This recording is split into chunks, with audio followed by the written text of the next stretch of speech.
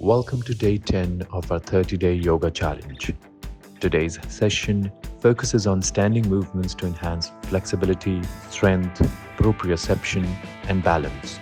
This practice not only connects you deeply with your body, but also benefits your brain. Let's begin. Find stillness.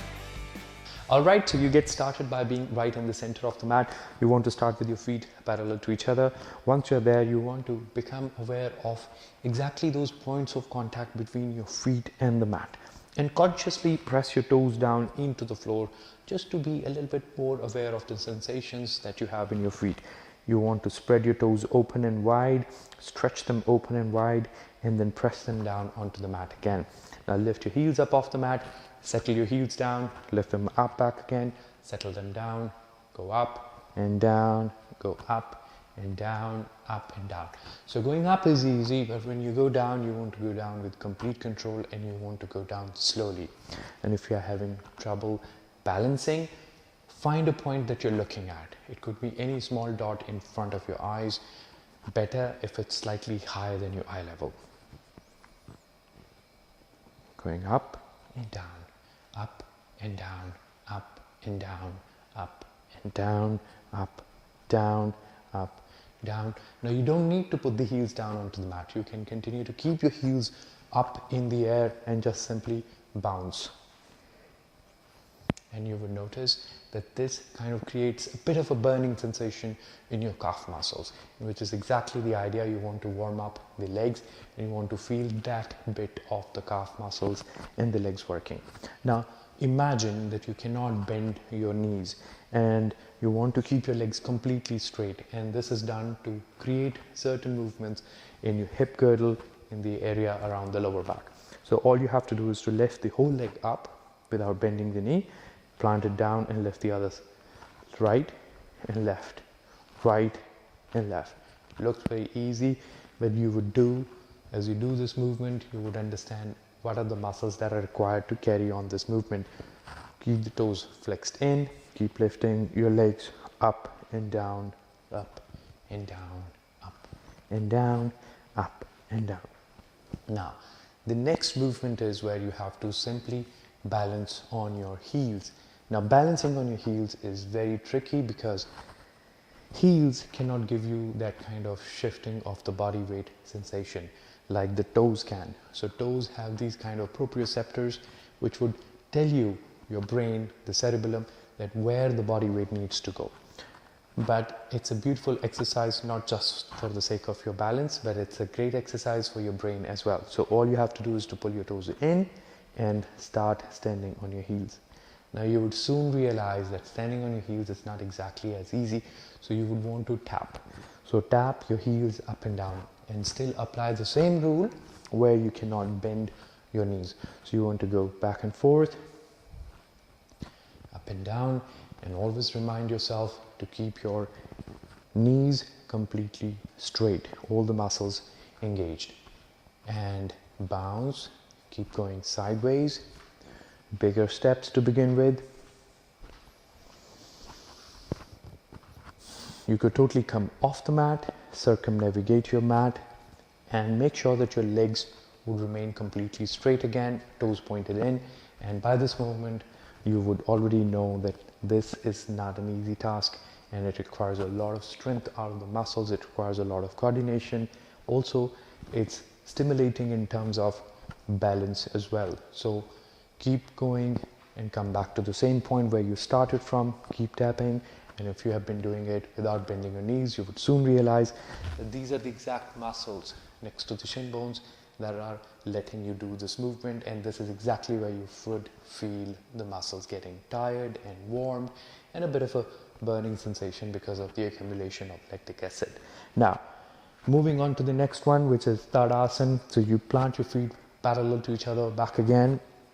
Send the arms up higher, reach up with your fingers, and from there when you breathe out, press your heels down, press your toes down and lift the heels up. Lower the arms down and relax completely. Now lift your right leg up here. Again, if balance is tricky, look at a point which is slightly higher than your eye level. Now treat your right leg as if it was a window. So you want to open the window and send the knee far back as it can get, and the rest of the body would stay strong and planted just like a pillar would. So you push your knee further away from the rest of the body, and as you push it further, you notice that it's the left glute that's working. That's where all the strain is coming right now. So you push it further as far as it can get. Keep breathing. Feel free to use your right hand to send it as back as it can get.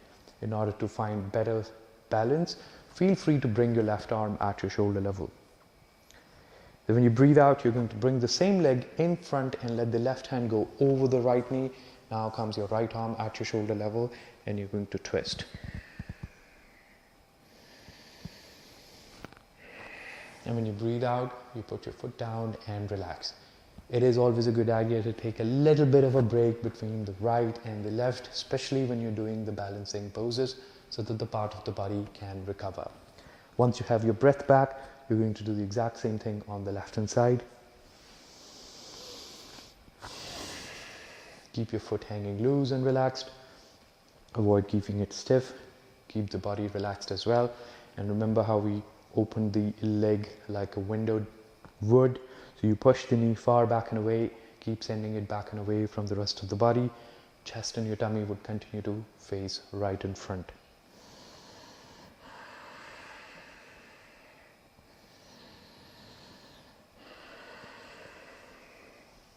Bring the leg in front, get the right hand to go over the knee, and send your left arm back, twist.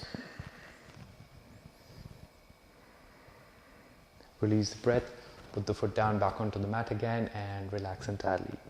Now from there, you're going to come towards the front edge of the mat with your right foot. So once the right foot comes here, you want to plant your left foot at the back in a way that it forms a capital letter T. The back of the right heel will be touching the center of the left foot. So it's almost like the heel of the foot touching the arch of the left. So once you are there, you would notice that your torso naturally opens towards the center of the feet. Now you want to force a little bit and let the chest and your tummy open towards where your left foot is pointing.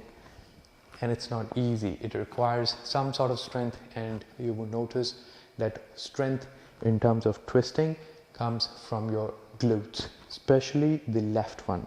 So keep your chest and your tummy facing right in front. Stand as tall as you can and keep your kneecaps pulled in so that your thighs would also remain engaged. Breathe in. A long deep breath goes in, and then you're ready to send your left leg all the way back. Now the trick is that you have to find the position of your left foot within your first go. So the right foot remains planted with the toe of the right foot pointing exactly in the center of the breadth of the mat. Once you're there, you go back with your left foot. Always a good idea to look at exactly where you're planning to take your left leg back. Release the breath. There you go. If you now draw a line from the back of the right heel, it would still dissect your left foot bang in the middle, exactly how it was planted in the first pose. Now from there, all you have to do is to get your chest and your tummy to still face right in front and get the arms at your shoulder level. Now reach out with your fingers as far as they can get, like the right reaching towards the right, left reaching towards the left, while the chest and your tummy still faces right in front. Now look towards the right hand and now slide the upper body out only to the right, as if you wanted to touch something on the right. Then lower the right hand down on top of the knee or the shin. Now one thing you need to keep in mind is that you avoid putting a lot of weight on the knee. This is what normally body would like to get, the instant support from the knee. But it's not what the pose is all about. You want to symbolically place the hand on top of the knee, or even better, get the hand to come on the front side, so that the back of the hand then can press onto the inner shin so that your chest opens up towards the ceiling. Now it's all about planting the right hand down. It's all about pushing the heel into the mat and fingers of the right hand going towards into the earth directly. Then let the rest of the work be done with the left. Now feeling, the visual that you have in your head is that your left is reaching up while the right is reaching down. It's not important to touch the floor.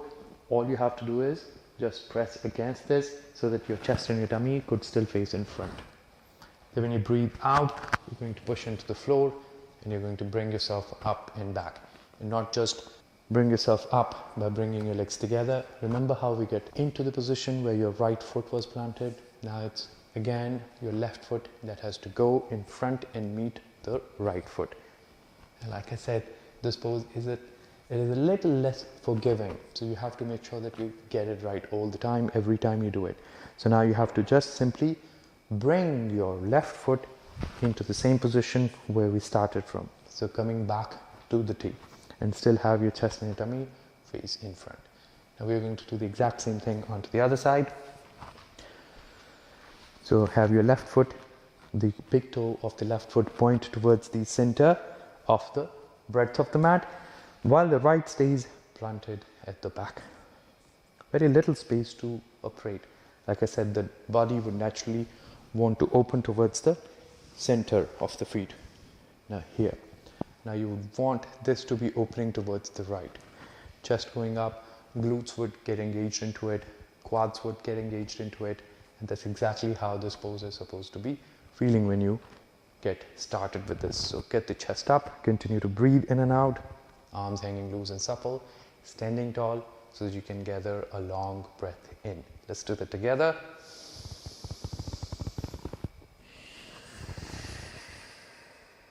And when you feel you're ready, you're going to look towards the dot where you want your right foot to be going back.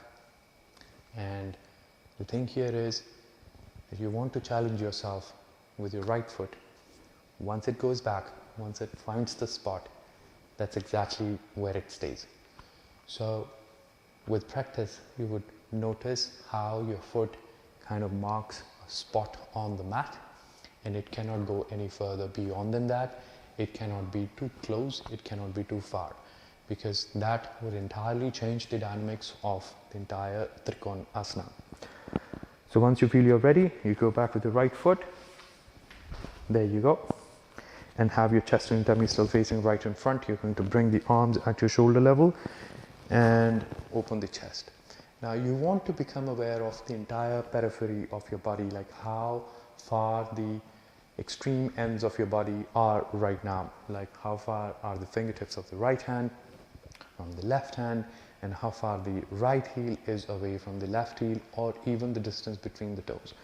Once you're there, you want to now turn the right palm facing up towards the ceiling and slide your upper body out to the left as far as it can get. So just keep one thing in mind, that you want to visualize yourself like a sticker on the wall. So that means you can only move in one direction.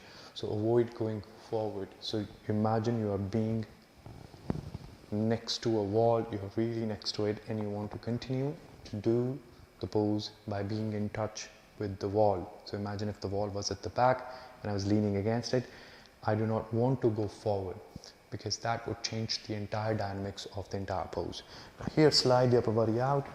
It's not important how far can I go with my left arm, because some people, in order to touch down, what they would do, they would go forward. Now that would, if there was a wall, it would bring me away from the wall. So I want to be in touch with the wall constantly, and I want to keep my joints in one straight line. So sliding out, and then bring your left hand down on the inner side of the knee, pressing with the back of the hand, and right reaching up. Now the moment you do this, you would feel how your body is being pulled in different directions. And constantly keep pressing your belly forward, right shoulder comes back. So there's an angular momentum here. You would notice how the hip on the left goes forward and how the right shoulder goes back. And all that push is coming from the grip you have on the left. So the more you press into it, the further the joints would get aligned. Neck remains somewhere in the middle, so you don't have to look up. If you feel it's more comfortable for you to look up, you can look up as well, or in front, or even towards the mat. Then when you breathe in, you're going to bring yourself up and out of this. And remember the challenging way you want to come out of this.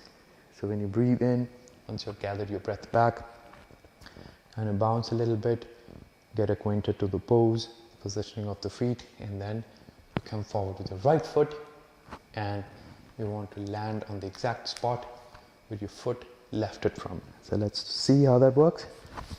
There you go.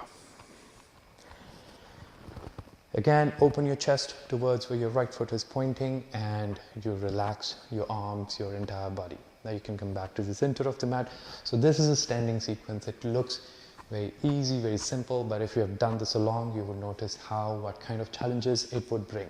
Now the kind of work we do here, of course, would make your body more flexible. Of course, it would make your body more stronger.